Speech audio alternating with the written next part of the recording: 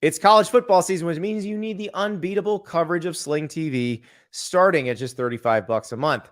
Sling has all the big games on the biggest channels like ESPN, ESPN2, ESPN3, SEC Network, ACC Network, Fox, Big Ten Network, Pac-12 Network, Longhorn Network. If they got a network, Sling's got it, all for the best price. You can string it on any device, record up to 50 hours with your included DVR space, and pause or change your service at any time.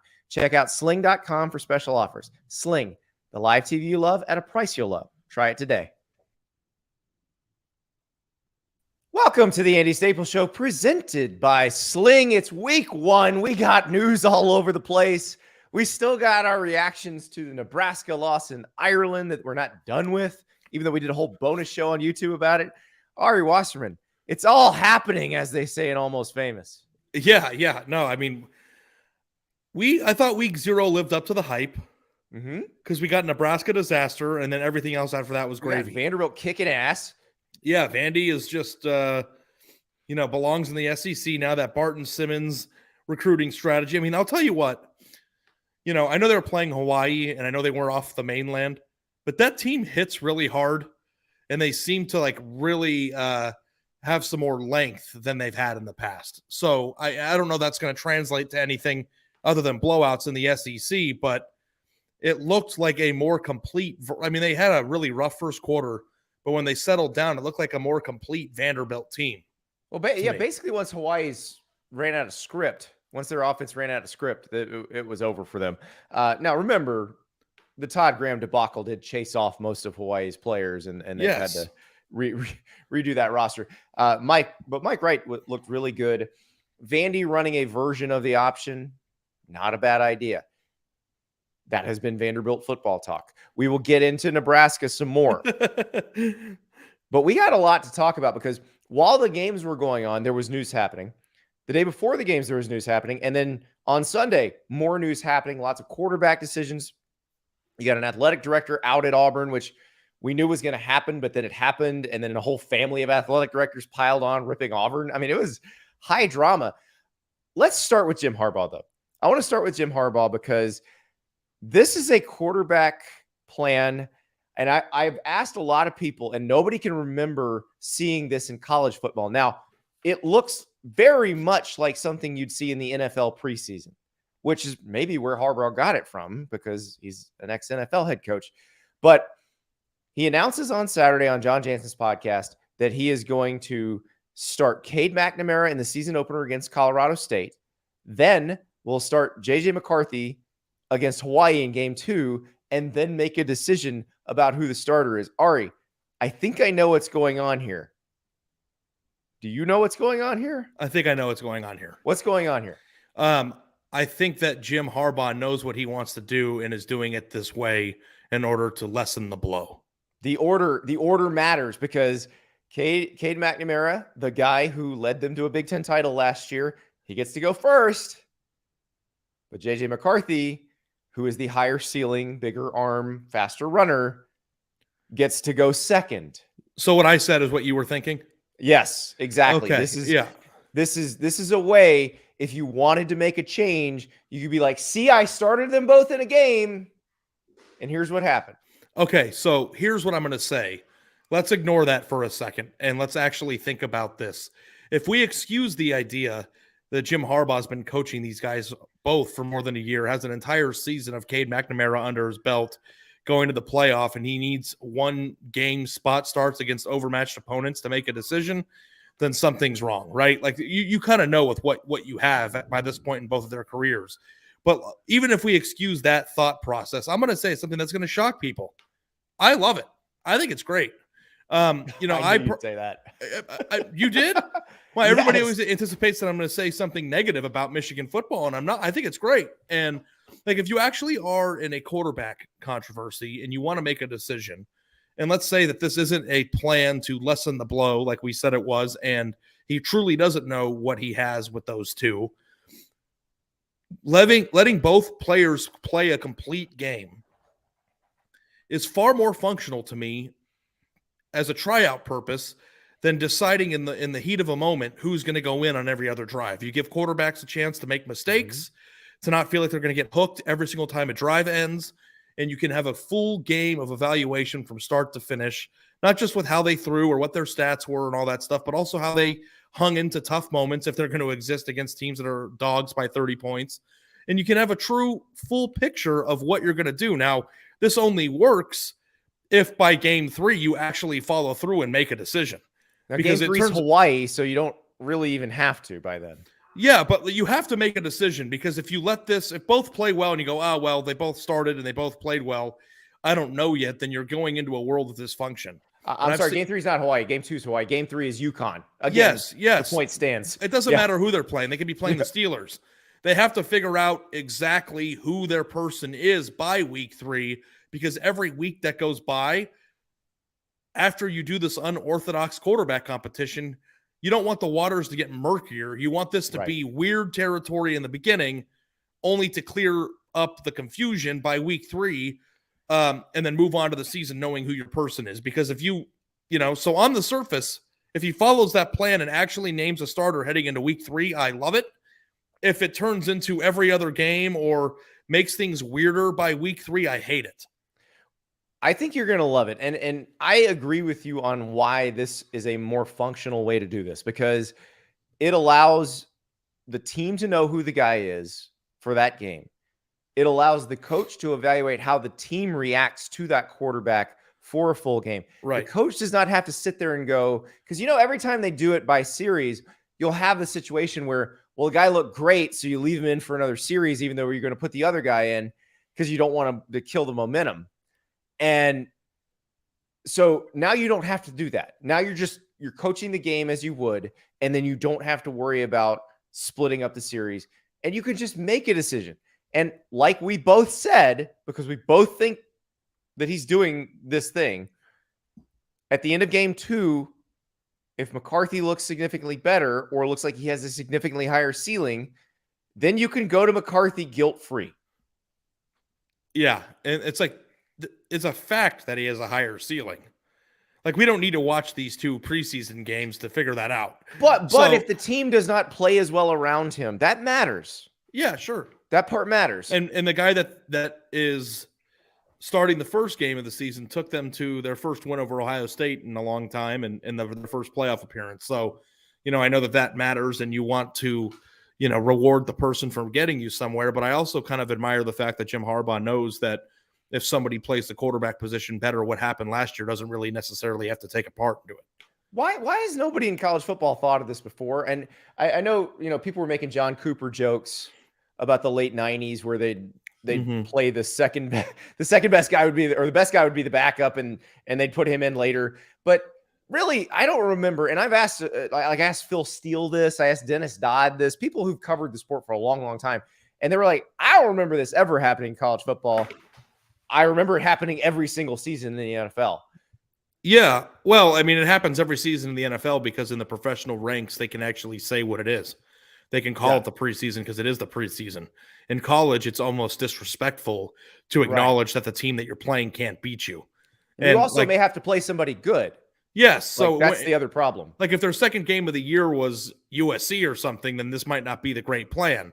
But if Jim Harbaugh can recognize that no matter who starts at quarterback between these 2, they're not going to lose, and they actually can do it this way, I think it's great. And I think it's better for the kids that are in the middle of the battle too, because you want to go into a game knowing that you can play freely and play loose with 4 quarters and not have to constantly worry about whether or not you are going to miss the next drive because a receiver dropped the pass on 3rd down or whatever. It's complete ebbs and flows of the game. And, I think that it is going to lead to what I've thought should be the case the entire time, even dating back to before last year, even though Nick Baumgartner thinks I'm a crazy person, is that J.J. McCarthy should probably play.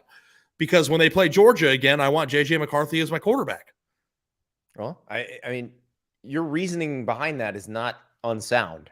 It's you want the higher ceiling guy because he gives you more of a chance. And last year, you would think that it would have been much better, Andy, for him to do it, because if you remember the whole thing around Jim Harbaugh coming into last year was that this is a do or die year. He's going to get fired. And it's like, he ain't getting fired now. No, he's not getting fired now. But last year you could have been like, hey, I'm going with the kid. Yeah. This is a weird year. We're gonna play for the future. And hey, if he hits, then he hits big. So I'm going to ask you what Kevin asked in our live stream, what if they're dead even? Does he choose the younger one? I know Yes. what your answer is going to be, but I think Jim Harbaugh's answer will be different than that. You do? I think you would say go with the younger guy. Jim Harbaugh, who values leadership and seniority, may not. Seniority is like a black and white film. They're fun to visit every now and then for nostalgia, but it doesn't mean anything anymore. I would actually play the kid if he was 5% worse. Well, it's going to be fascinating. Look, we know who's going to win these games. Look, Michigan's going to win, but this is going to give us a good reason to watch both those games. I really want to watch both those games now just to see what he decides, because this is just going to be a very fascinating competition, because we haven't seen one like it in college football. We've seen Steve Spurrier rotate quarterbacks every other play.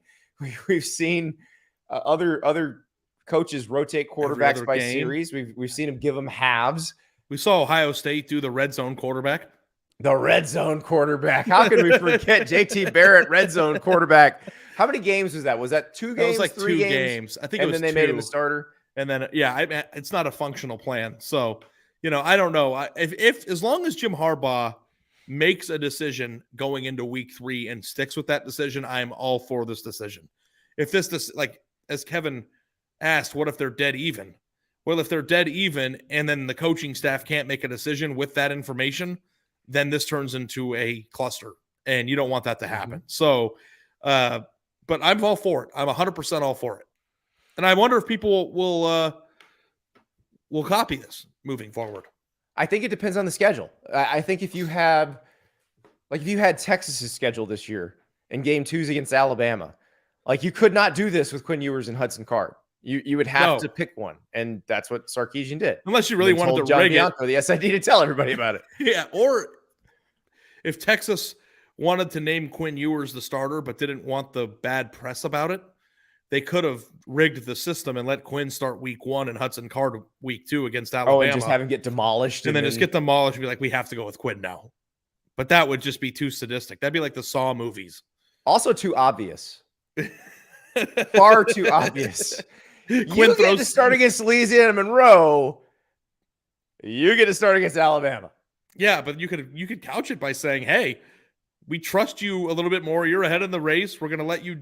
Hudson, Zach Calzada beat Alabama last year.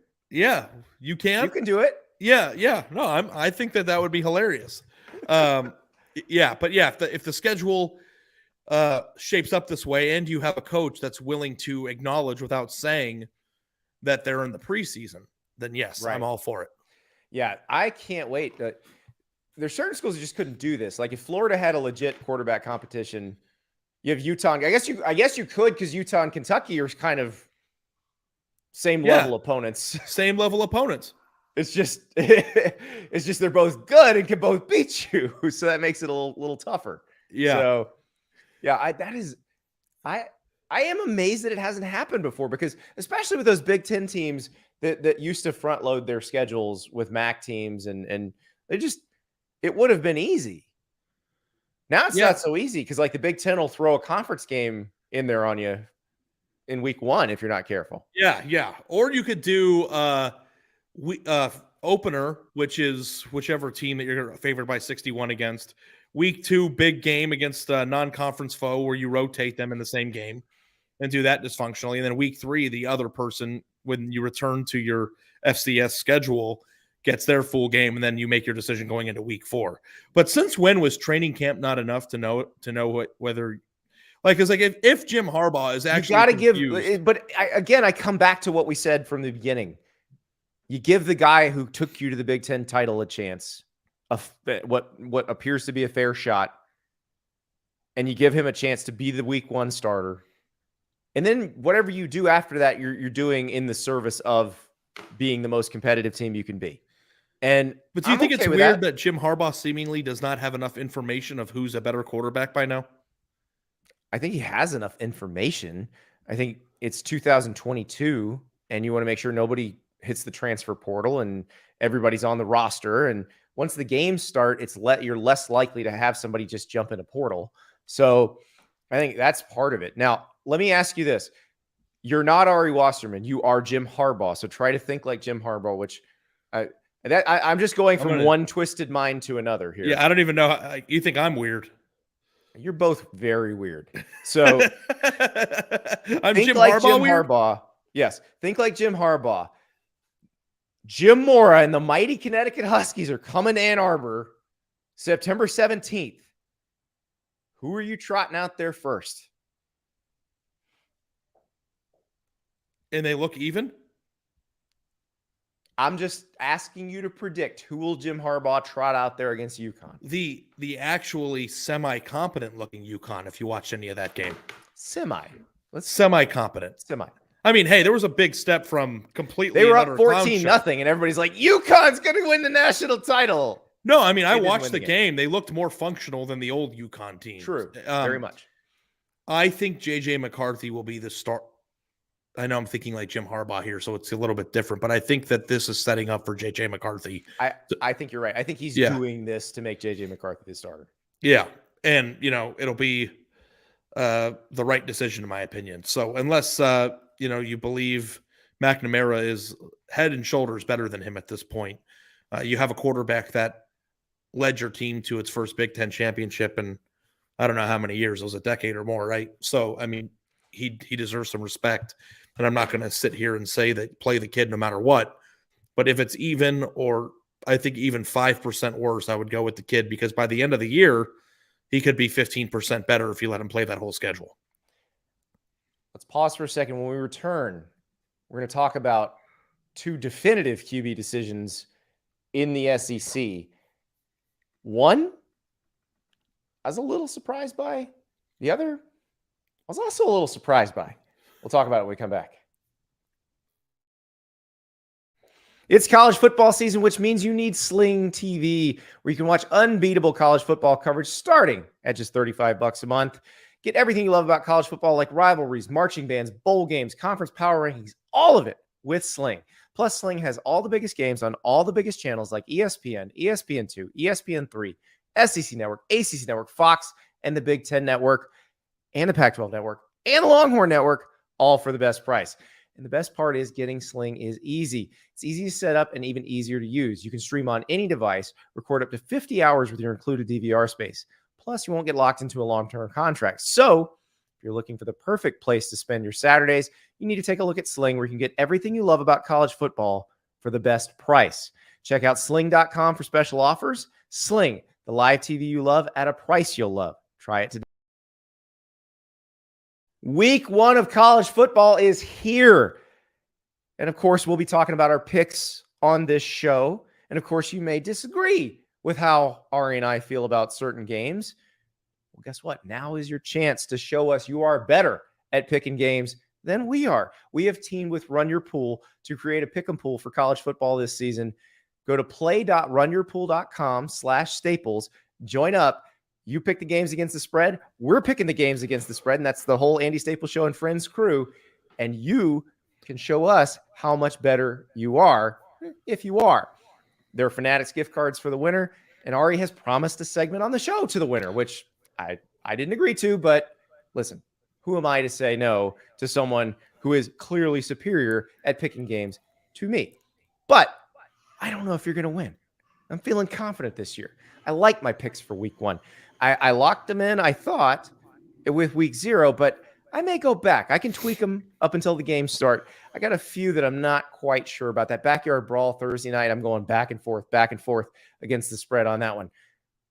Now is your chance to show us how good you are at this. And by the way, when you test Run Your Pool in our pool, you're going to want to do a pool for all of your friends, and you can do it in college football. You can do it in the NFL, NBA, golf, you name it. So let's get competing. Play.runyourpool.com/staples. Sign up now.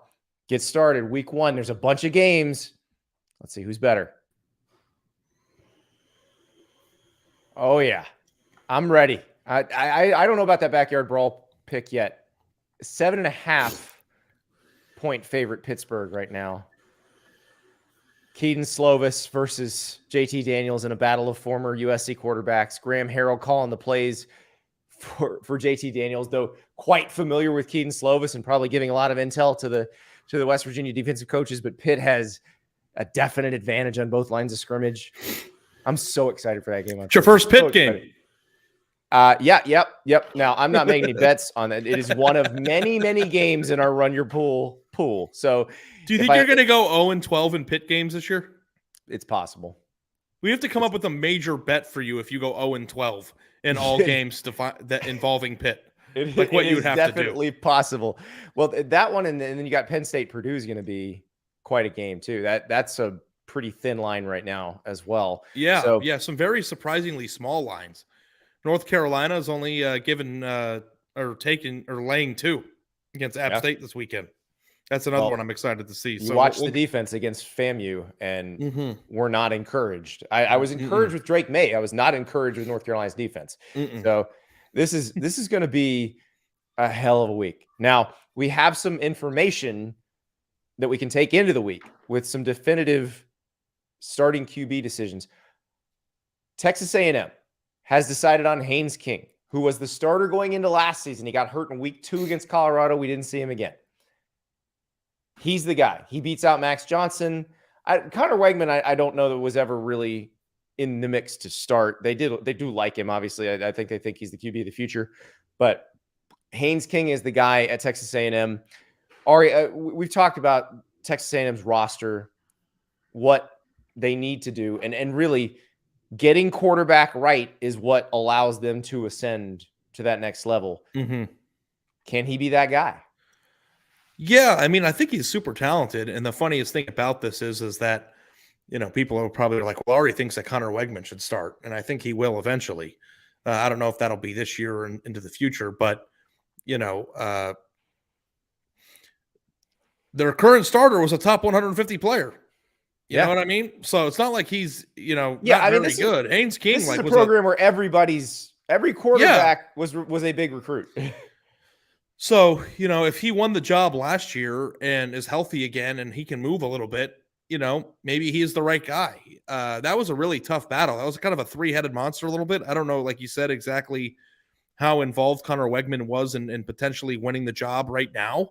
But there were a lot of people that thought it might go a little bit differently. So I'm very curious to see how that all pans out because, I still think that Texas A&M is probably a year away from being a legitimate national title contender. And maybe even 2. But, they have a lot of talent on their team. And if they hit the quarterback the right way, they could be a really dangerous football team. So, and I'm hoping they are. It's good for football. Well, they'd better be because they start with Sam Houston State. But we just mentioned Appalachian State playing against North Carolina and only being a 2-point dog. They're going to College Station September 10th. So they got those Mountaineers September 10th and then Miami September 17th. So, like it gets real fast for Texas A&M. Yeah.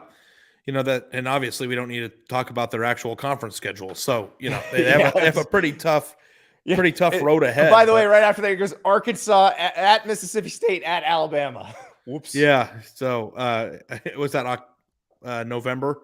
Up into November? No, we're not even past that. October 8th is Alabama. Oh, wow. Yeah. Okay. Well, that's really sneaking up on us, huh? And Sam Houston State is good at its level too. That's the other problem. Like none of this is super easy. Yeah.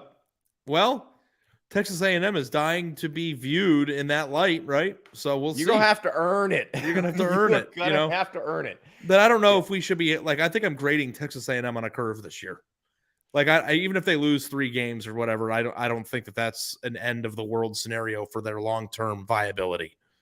I still think that they're going to be very good next year. And this is kind of like my whole thing of, and it's a lot harder to do it in the SEC, especially with those non-conference games. But like when we talk about the quarterback position, like if you believe that Wegman is going to be the guy eventually, then this year is not the year that A&M is going to compete to win the SEC. You know what? Maybe they will. I'm just talking in generalities right now. Right. This could be a year, and I'm not saying from week 1, but if things go off the rails a little bit, or it becomes clear that this is your year, that you would use the rest of the schedule, maybe after that Alabama game, because you certainly want to be your best in that one, Andy, right? Yes. To get him some run. because next year, if he comes into the season and he's the starting quarterback and all those young pieces on the defensive line and those skill position players that they got in last year's class are sophomores ready to go or redshirt freshmen ready to contribute, like next year they could be really, really good. So I'm very curious to see how not only the season goes for them, but how they go about developing some of these young players, because I'm sure A&M is going to want these guys to contribute earlier in their career arcs than maybe it's typical in the SEC. Cousin Jared with a good point. I think it's just as much on Jimbo to utilize King's full set of skills. King is a very good runner.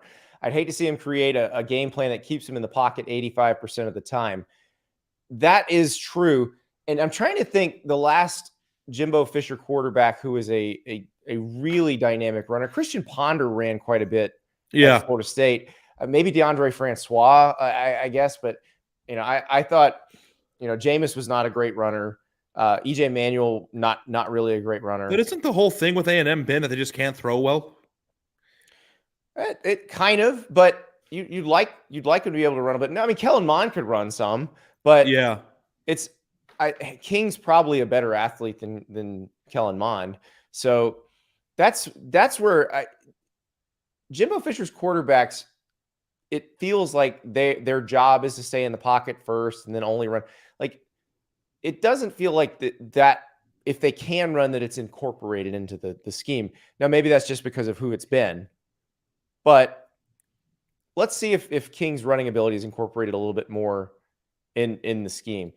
Nick says, how many years do you give Jimbo? Just spoke on Scott Frost in year 5, not cutting it. Not the same situation at all. We'll talk about Nebraska in a little bit. If you're wondering why we didn't talk about Nebraska off the top of the show, by the way, we did a bonus show on YouTube right after the Nebraska Northwestern game ended. Me, Ari, Chris Vanini, Max Olson, we talked a ton about Nebraska. Even Ari's dad made an appearance. So here's a little piece of that. When does it stop being a coincidence? I can't believe they did it again. Yeah, the thing that is the most striking about it is that we spent all of the offseason discussing the fact that they lost all those games by one possession last year, the math, the bad luck of it, and every single thing that plagued Nebraska last year that could have been fixed with better coaching. You got a new coordinator, you feel good, occurred again. You had untimely, terrible turnovers. Mm-hmm. You had a special teams meltdown. Yep. Weird calls at times, and it just like was the same exact thing. So, by the way, during this season, we're going to be doing more of that. Maybe not as long as we did the other day. We went like 37 minutes the other day, but we're going to be hopping on YouTube and reacting immediately when stuff happens, either during the games or during the week if there's big news. And if you subscribe to the YouTube channel, the Andy Staples Show YouTube channel, then it'll just come straight to you. When we have a new episode, when we go live, it'll come straight to your phone. You can pop it on. If you like listening to us in podcast form, that's cool too. Just listen to us. Keep your phone on YouTube and just listen. You don't have to look at us. Ari's very attractive, but you don't have to look at him while he talks. Yeah, I'm a 10. Exactly. I don't think brevity is our strong suit, but we'll have to work on that. Yeah, we are probably going to have to work on that. And if we go listen, we had a lot to say on Saturday. So if we go 37 minutes, we go 37 minutes. Yeah. I don't think anyone's complaining. You can click off if you've had enough, but no, exactly. Everybody wants more. But I just was adding up on Texas A&M's depth chart before we move on to the next thing. Yeah. They have, I think, 10 sophomores or freshmen, more than 10 sophomores or freshmen in their starting lineup this year, which is super exciting. And some really exciting young pieces like Evan Stewart. Who maybe their wide receiver one. Yeah, he might be the one as a true freshman. You got Bryce Foster, who's a sophomore, and I'm looking at Toon Miche Adelaide at defensive end, Shamar Turner. There's a lot of really, really big names that were in recruiting Anthony not so long Lucas, ago. Anthony Lucas, very good in the spring, and he's like a rotation guy right now because they had some guys they redshirted up there that they felt pretty good about. Yeah, and if you look at just like Shamar Stewart and Walter Nolan in the 2 deep, and like you said, Anthony Lucas and Gabriel Brownlow-Dindy. All these guys on the defensive line that they could be rolling in. Maybe I'm cutting them short a little bit. Maybe they'll be a little bit better than I'm giving them credit for. But with that schedule, I think being 9-3 and having those players come out a year sharpened with a Connor Wegman getting some important reps coming into next year as a starter, like I think I could be convinced, depending on how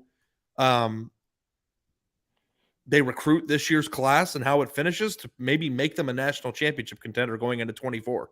Yeah, I think the way the roster sets up is it's very similar to the way Georgia built up the roster. Now, Georgia got to the national championship game quickly because what Mark Richt had was pretty good, and what he left behind was pretty good. But the way they built up the roster, they then became an every year contender.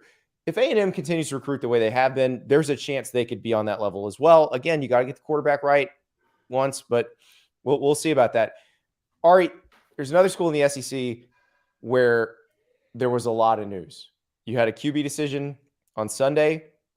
You had an AD decision on Friday.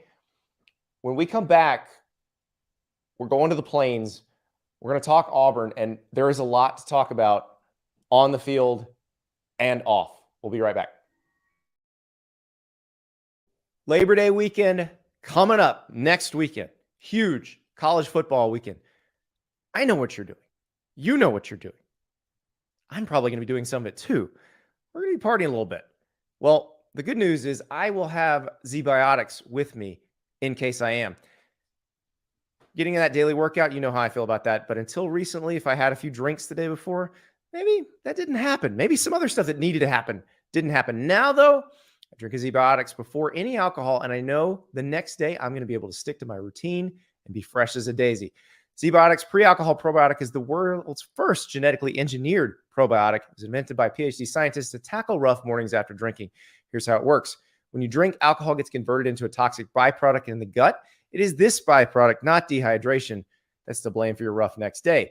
Z-Biotics produces an enzyme to break this byproduct down, and it's designed to work like your liver, but in your gut where you need it most. Just remember to drink Z-Biotics before drinking alcohol. Drink responsibly, of course, and get a good night's sleep and feel your best tomorrow.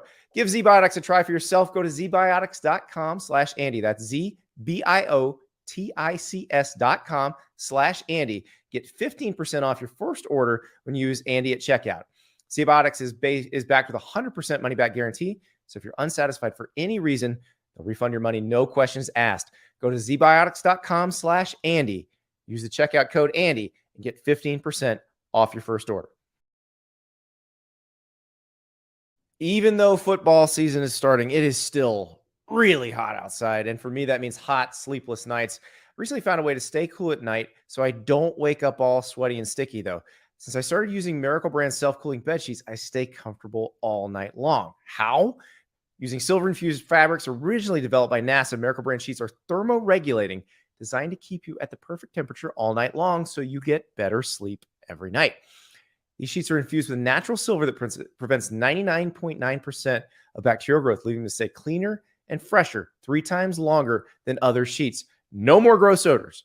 Miracle Sheets are luxuriously comfortable without the high price tag of other luxury brands. They use a premium 500 thread count sateen weave that's made with USA-grown Supima cotton.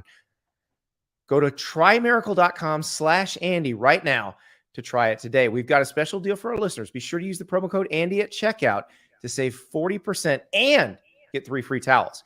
Miracle is so confident their product is backed with a 30-day money-back guarantee. So if you aren't 100% satisfied, you will get a full refund. So upgrade your sleep with Miracle Brand. Go to trymiracle.com/Andy. That's trymiracle.com/Andy and use the code Andy to claim your free 3-piece towel set and save 40%. Again, that's trymiracle.com/Andy. Okay, Ari, where do we start with Auburn? Because 2 very interesting things happened. Friday, you had a decision on AD Allen Greene, which if you were listening to us back in the coup days, back in late January, early February, we were telling you he's not going to get a new contract. His contract, I believe, went through February of next year. They had pretty much made the decision then. They decide on Friday. I guess I know Allen Greene had been looking for other jobs, and I guess it was sort of decided, hey, I'm going to go ask, you gonna extend that thing? And they're like, nah. And they decide, okay, let's just be done with this right now. So that is the first thing.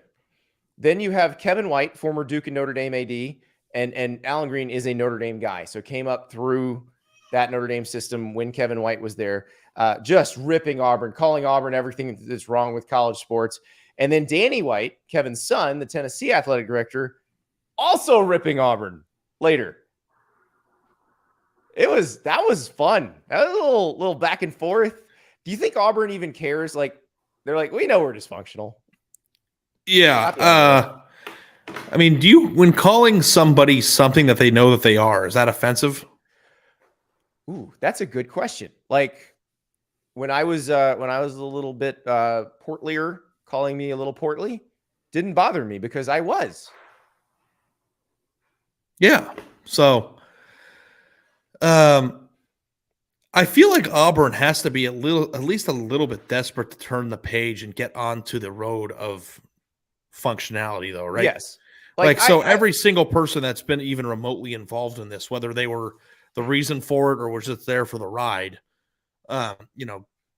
wiping your hands of it and trying your best to get back to normalcy, I think would be my number one desire as a Auburn fan. So, whether or not the athletic director, the way you view it, is responsible for any of this stuff, which, I think that the vast majority of people would probably say that he was just kind of along for the ride. Well, no, he made the Harsin hire, and that was the end of it. Like hiring a coach who didn't understand. We're talking about the dysfunctionality right. that ensued. But yes, if you hire the coach that was clearly not the right fit, you're responsible for that. Here's the thing. One, when he left Buffalo for Auburn, he knew Auburn was a dysfunctional place. It's Auburn. It's not a secret. Yeah. So he went in eyes open. So let's not pretend that was new information to Allen Greene or to anybody. I don't feel bad for the guy if that's what you're, Well, no, but I mean, that's the thing. Like you had the White family, and I understand. Like they worked with the guy, they love him. But the fact of the matter is, he actually had a chance to cement himself there.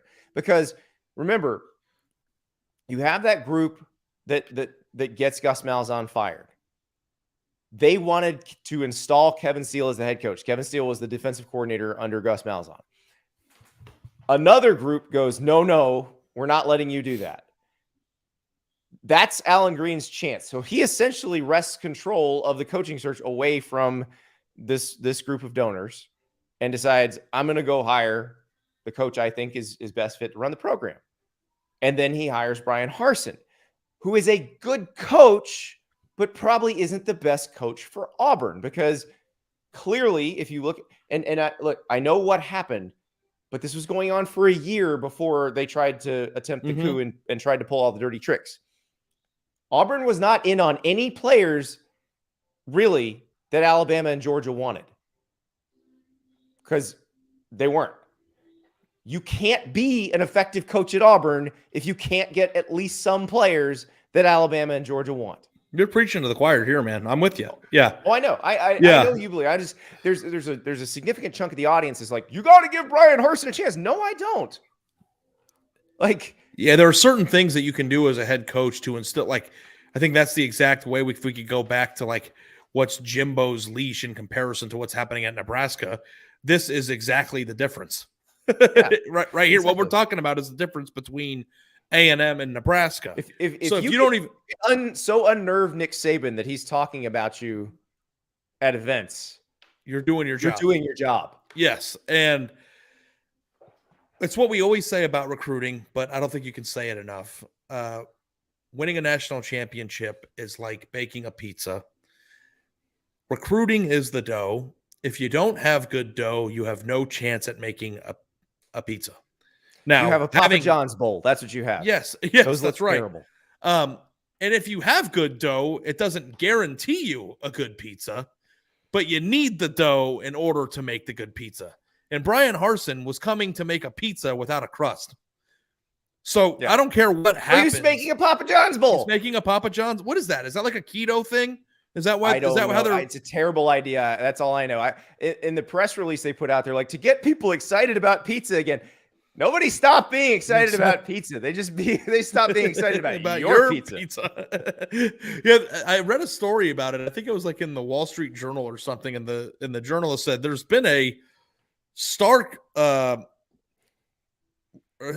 difference in how much people are enthusiastic about pizza in the last year than they were before. I'm like, that's not right. I am equally enthusiastic about pizza. I'm just not enthusiastic about Papa John's pizza. Yes, but like I don't really understand the idea of the bowl. But Auburn is a pizza bowl, and what they want is a solid New York slice. It's a pizza. Yeah. Yeah. So anybody who's like, they need to give him a chance, he'll get one more chance this year, and then it'll be over with. But he wasn't bringing the proper ingredients to compete with the teams that they need to beat occasionally, even to have that one every 4-year great season. Like, even if you want Auburn to be the disaster, national championship contender, disaster, you have to have players in your program to have that spike every 5 years. And they didn't have it. So, I mean, I think that it's abundantly clear that the athletic director who hired him, I'm not sure what the thought process was before then, because you put yourself in a position where you're going to be in the position that you're currently in right now, but you also put Harsin in a position where he didn't stand a chance. Right. And Harsin has well on him. Yeah. But Harsin has to understand that too.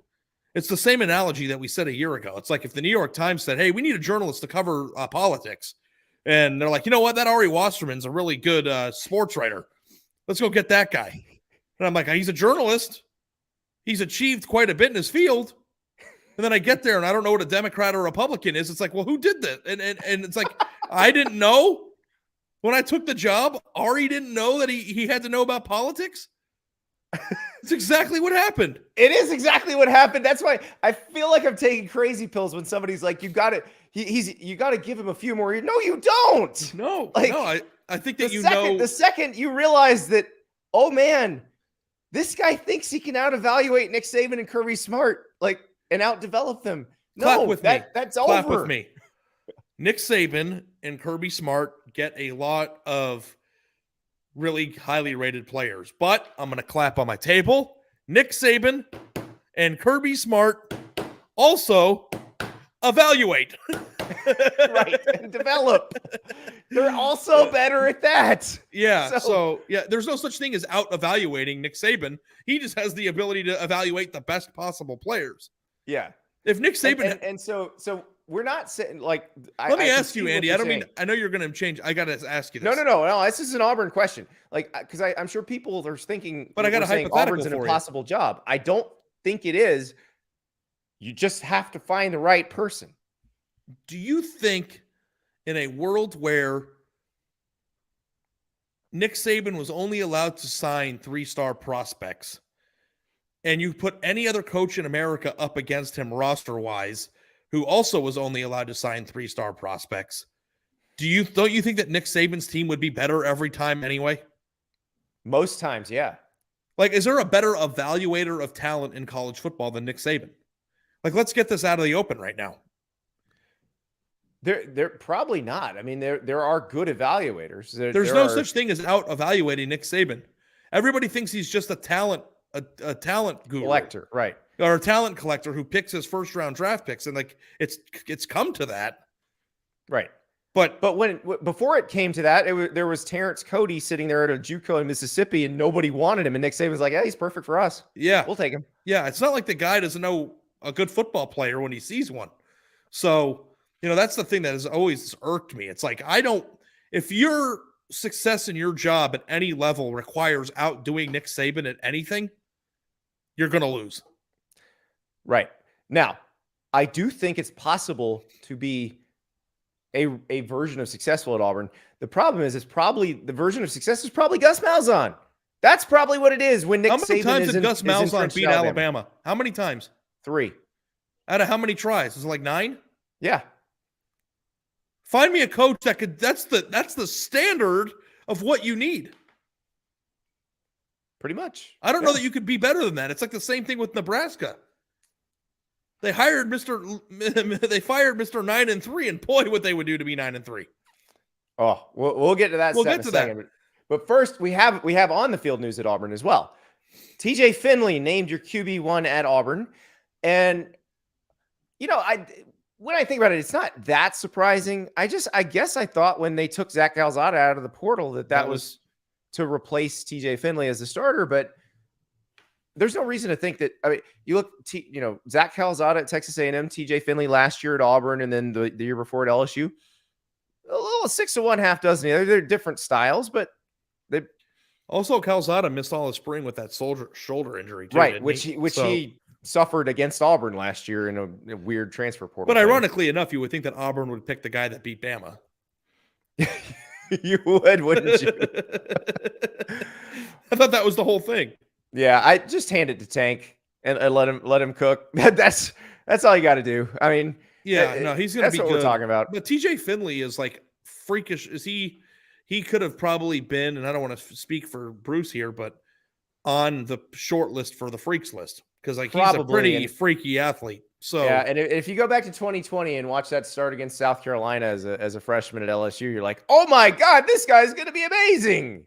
Yeah. Just don't watch the next week against Auburn. Yeah, I think he was 0-3 last year in his starts. But he did save them early in the season in a game. I believe That's Georgia right. State they were going to lose. So I mean, listen, I feel like have you ever seen the movie nearly Click? beat Alabama? Have you seen the movie Click?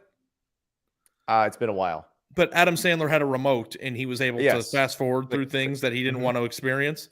Yeah. If I were an Auburn fan, I'd probably just hit the fast forward button there and like get to next year's offseason when they can hire a new coach and get the thing back on the track again. Because do you want to put an AD in place to be the person who fires Brian Harsin, or do you fire Brian Harsin, bring in the new AD, and be like, okay, go find a coach? I would bring in a athletic director who gets what they need in the hiring process after the coach has been fired to completely separate him from the disgusting nature of the direction that the program's headed. Now, right. I don't know if it matters who fires him. What they did to Harsin last year, because as much as I criticize Harsin for maybe not being the right guy for Auburn, what they did to him was despicable. But if I took the New York Times politics columnist job, right, and I sucked at it, and then everybody made fun of me, would you feel bad for me? No, you took it. Right. You took the money. Right. Yeah. So he's good. And maybe he'll go get a coaching job somewhere else where his New York I won't. We'll put it. We'll make it. Why a don't we different do newspaper. it? Yeah, in newspapers. Yeah. If the Washington Post, who you took the job with, had a smear campaign against you, like if certain editors at the Post launched a smear campaign against you that wasn't true, that would still be despicable. So whether you took the job knowing you weren't really qualified. What would the smear campaign be? Like missed city council meeting because he was at McDonald's? Exactly. Wait, that one was true. Have you seen the number of filet of fishes he's expensed out? It's disgusting. Yeah, I mean, I feel bad for Brian Harsin because that was a tough thing for his family, I think. Oh, it was awful. I don't feel bad for Brian Harsin because he doesn't have to work ever again. Right. And I would go through what he went through to get paid what he got paid. Right. Assuming they pay him the buyout, whatever it is they owe him at the end of this season. I mean, he's how many houses? He's on the beach. He's got a ski house. He's got a ranch. Like you got all of those things. What if Auburn tries to weasel out of the?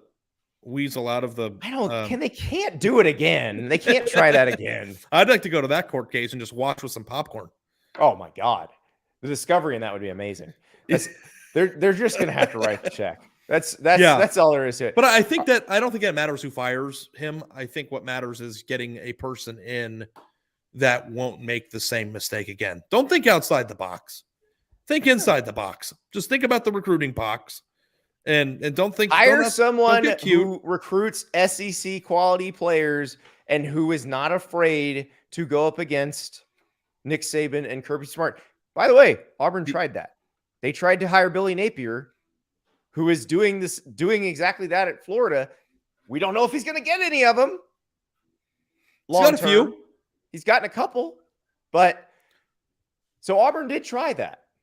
I think you could make the case that they tried it with Venables too, who would have not been afraid of that. I think that Billy Napier's probably had more success in 7 months, 9 months now than Dan Mullen did in his entire tenure, from a recruiting standpoint. From a recruiting standpoint, and then Brian, or as a discussion. Got to Auburn.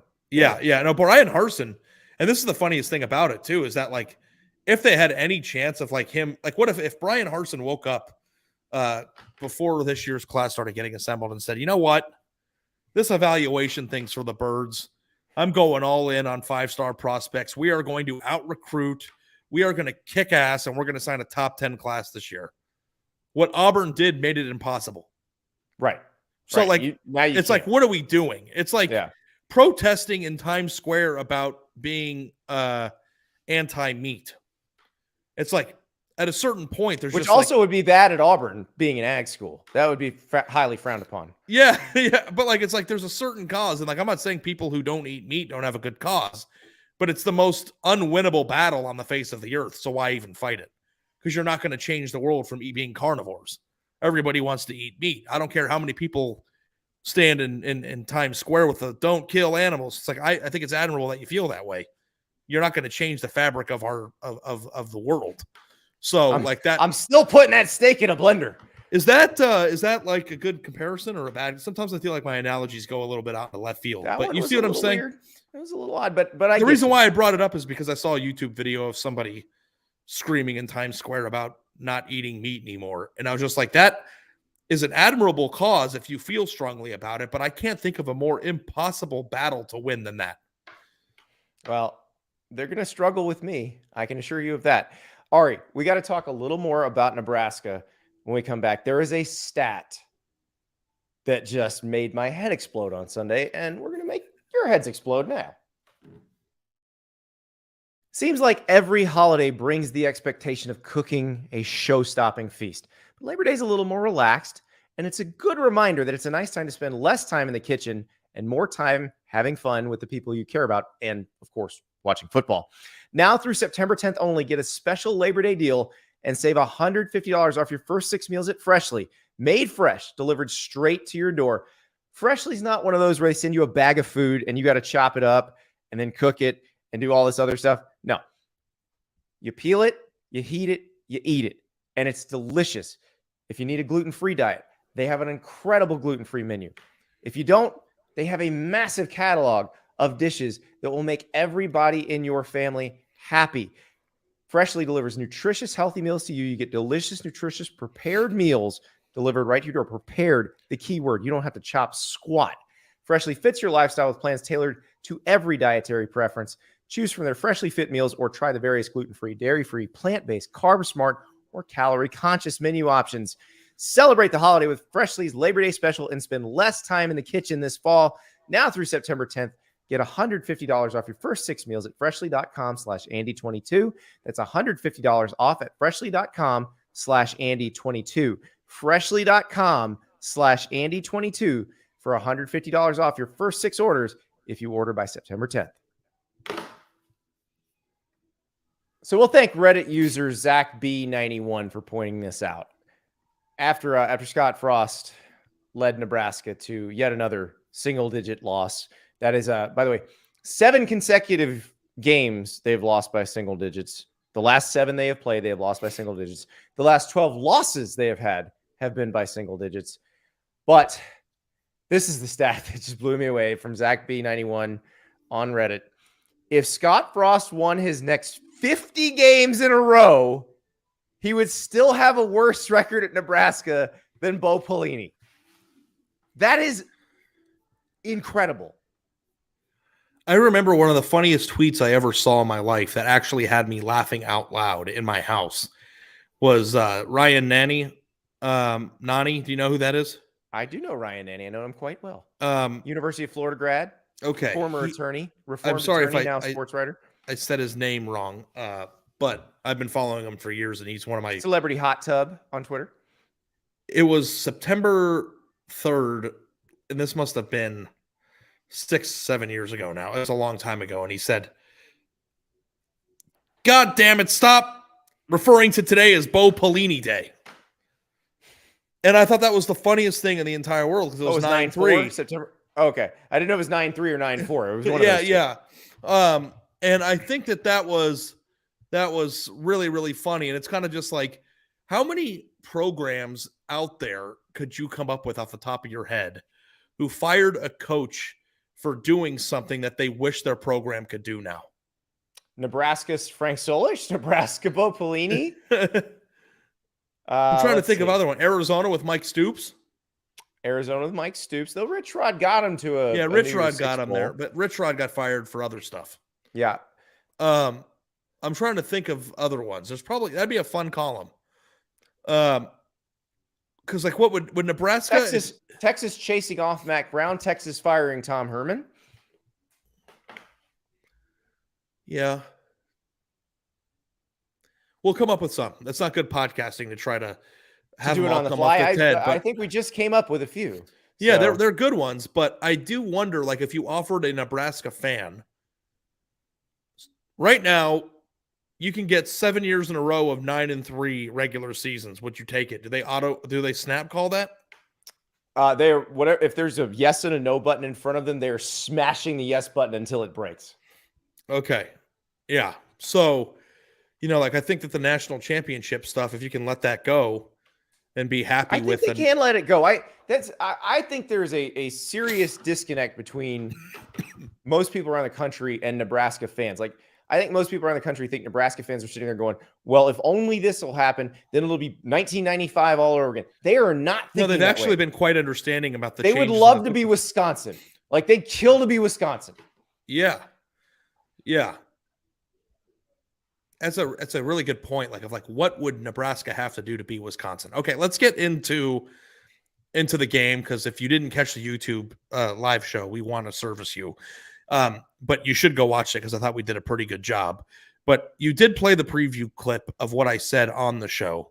And I'll say it again. Every single thing that we thought was bad luck last year in their 9 losses, 8 of which I believe were by 1 possession, presented itself again. Yes. And as the great Bob Wasserman will say, when does it stop being a bleeping coincidence? I think we can say now definitively, new players, new quarterback, new offensive coordinator, it's not a coincidence. And if you accept that it's not a coincidence, it's not a mathematical improbability. It's not a mathematical equation that means it must turn positive now. It is a recurring trend based on the way. What is the one commonality? Because Adrian Martinez is gone. The offensive staff is different. What is the one thing in common? I think it's the person who called that onside kick after they scored 14 points in 9 seconds? Correct. So, and I don't know, how do you fix that? Well, I know how you fix it. But no, I don't know how you wait till October 1st to do it. How do you fix it if you're the person? I don't know. And that's the weirdest thing, because this is not a case where when he got hired, we're like, oh, this is going to be terrible. We all thought this would work. He was coming off an incredible run at UCF. And look, I realize UCF has won under pretty much everybody who's coached there since George O'Leary. But they went you know how hard it is to go undefeated? Right. They were awesome. Like, how do you go undefeated without one of these weird things happening in at least one of those games? Like, they found Shaquem Griffin sitting like 4th on the depth chart and turned him into the leader of the defense. Like, that stuff wasn't an accident. It wasn't like they suddenly, or that they never knew how to coach. They didn't just get lucky and have a couple good players. Like, they had a good season that was magical, that you think, okay, whatever you did there, some of that stuff should work at Nebraska, but none of it has worked. Can Nebraska draw parallels to Jim Harbaugh and just say, this is our savior, this is a native son, this is somebody who gets us, he's a Husker, much like Harbaugh's a Wolverine, maybe give him 2 extra years than he would have already gotten, and got to a point where they finally got to the place they would have when it was pretty reasonable before he got to that place to give up on him. And I think maybe you can make the case that this is that year, that extra year. This is the extra year, and he did the same damn thing. Like, unless they just really do a 180 and turn this around. But the problem is that defense was very good last year. That's why they were in all those Big Ten games that they lost. Yeah. That defense looked not very good. Now, maybe Northwestern will go to the Big Ten championship game on an even year. But I think the stat was that they got 500 yards of total offense for the first time since like 19. Yeah. We're going to get a lot of extra context in a few weeks to seeing how good Northwestern may be. because, it's very easy to say. I mean, it blows my mind that Northwestern and Rutgers had the same exact odds to win the Big Ten this year when Rutgers plays in the East. Like, I looked at that and I thought they think that Northwestern is going to be terrible this year. Which I think is just not understanding history, because Pat Fitzgerald rarely has 2 bad teams in a row. Like that's a 9-3 team? Is this a 9-3 team that they just lost to? I don't think so. Did they lose to a team that is contending for the Big Ten championship or Big Ten West championship in November? Maybe. Because that changes the context a little bit. And if the onside kick was the terrible call, what if they would have gotten it?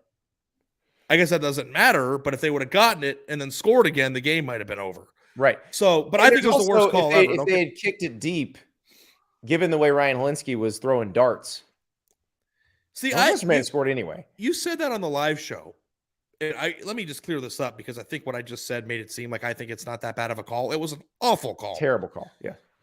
But even if Northwestern goes down and scores, I think the going for the onside kick and everybody just going like, what the I think that deflating feeling of like, oh boy, here we go again. And it wasn't even deflate. It was pop the balloon with a needle. Yes. Just boom. All of a sudden, your momentum's gone. I don't know if Northwestern goes on a 12-play, 5-minute drive, if it pops the balloon the same way. Like, that one was just like, God, we had it rolling. Why are we giving the ball at the 40? Right. And like, everybody's like, what are we doing? And everybody on Twitter's laughing. And well, the players are feeling that too. Yeah, you made the point. Like, Nebraska's players aren't dumb. They know exactly what's going on here. What the trend is, or what the perception is. Yeah. So like that, for me, it's just like, why do that? Especially considering the fact that up until that point, because like Northwestern didn't kick Nebraska's ass until after that happened. Before, they were getting stops. Now they got a little gas, but at that point, you're giving the Northwestern the ball at the 40 when getting a stop is very much, they just got one within the realm of possibility. And then you get the ball back at your own 25, up by 11 in the middle of the third quarter, and you go down the field to try to win the game. It's like unnecessary risk that can deflate your team is just inexplicably bad. And I feel for Nebraska fans. I really do. Because it's like they just want to be not dysfunctional. Yeah. And it's like we're texting during the game. Was that the crippling, funny situation that's going to happen, or is that still coming? And it's like, sure. Well, then the onside kick, we all texted. Everyone's like, there it is. That's it. And we did before they scored. We did it before Northwestern scored off of that drive. It's like we're programmed to expect what's going to happen because we've seen it so many times, which is a definitive proof that this isn't a coincidence. Yeah. So you got North Dakota, not North Dakota State, mind you. Georgia Southern. It would be super ironic if this were the old Georgia Southern and they were running triple option and came in and beat Nebraska. Like, that would be too much, like a little too on the nose. But this is Clay Helton, Georgia Southern. So they're actually going to try to run his offense. My guess is that's not going to look too great at first as you're transitioning from the triple. Yeah. So really, it's going to be Oklahoma will be the next team they play that can beat them. And we don't know what Oklahoma is yet. We'll just have to wait and see. I mean, I think that looking through the schedule is like, I mean, I guess it's important because we're podcasting about them, but I think the damage is done, man. I think it's done. I just don't see it because I watched Illinois look very competent yesterday. And I realized Wyoming lost a ton to graduation and through the portal. But Illinois looked very competent. You're with expecting playing QB. Nebraska to rattle off 7 out of 8 wins. It doesn't matter who's on their schedule. Right. We think Minnesota's going to be good. Yeah. We think Iowa's going to be pretty good. Wisconsin's always pretty good. Like, I just don't see it. They're going to win 8 games? No. In a row? No. Still need to go 42 to tie Bo. Oh, no, they wouldn't tie Bo yet. With 42. No, you'd have to be 56 or something, wouldn't it? It's crazy. I mean, that just it's absolutely mind-blowing. And so, as we said on Saturday, I'm just sorry, Nebraska fans. I feel for you. I don't know what there's nothing else to say at this point. Do you know what the college football record is for consecutive wins? Bud Wilkinson 56, I believe.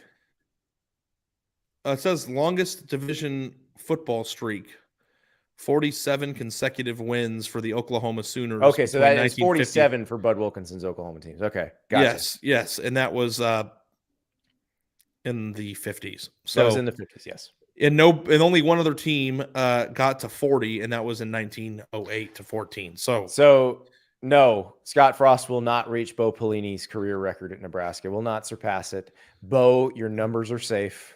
Rest assured. Yeah, I'm looking at the longest streak with a 2000 in it was Miami from 2000 to 2002, which was 34 straight games, and that was broken by Ohio State in the national title game. When you put it that way, it just seems so impossible.